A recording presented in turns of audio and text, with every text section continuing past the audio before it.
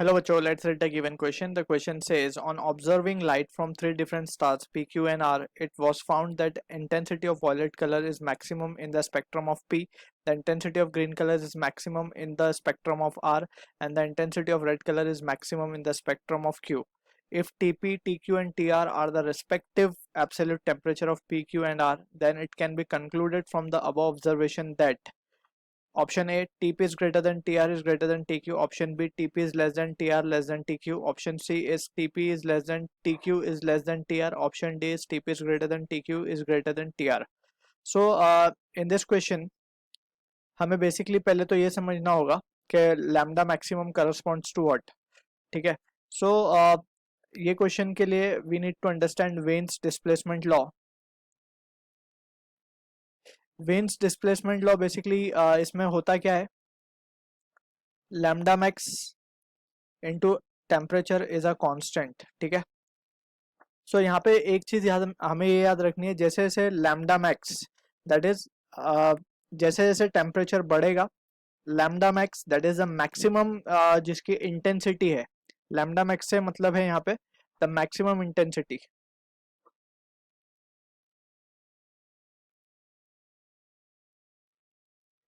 In a spectrum.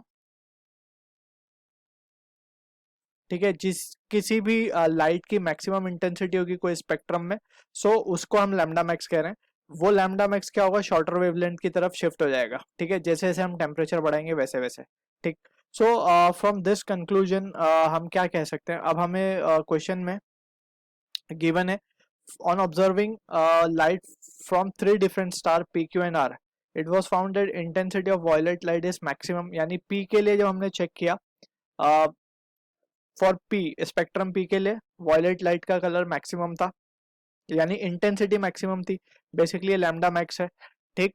The intensity of green colour is maximum for R and intensity of red colour is maximum for the spectrum of Q. हमने अभी जैसे discuss किया, lambda max will shift to the lower और the shorter wavelength. हम यहाँ पे एक point लिख देते हैं, as temperature increases lambda max shift towards shorter wavelength. तो ये वेन्स डिस्प्लेसमेंट शॉर्टर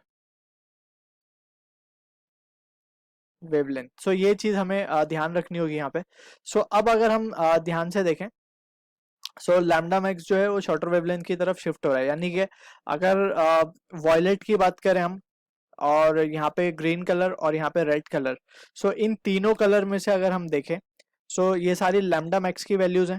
ठीक है.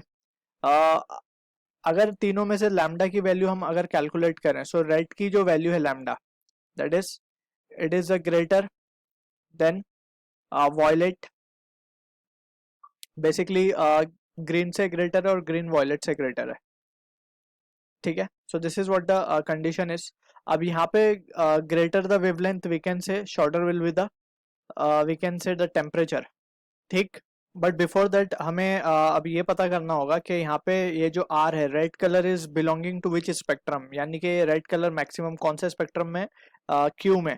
सो we can write this as to be lambda q will be greater than lambda g is greater in r and violet is greater in p. ठीक है. so this is the condition we are getting of maximum wavelength. ठीक है ना, यानी lambda max. अब lambda max से t क्या है, inversely proportional है. so we can write tq will be less than tr will be less than tp, since both are in inverse relation. so this is the relation we are getting between the absolute temperature of PQR. so options हम देखते हैं, तो option A is the answer to the question. I hope you understood the solution. All the best.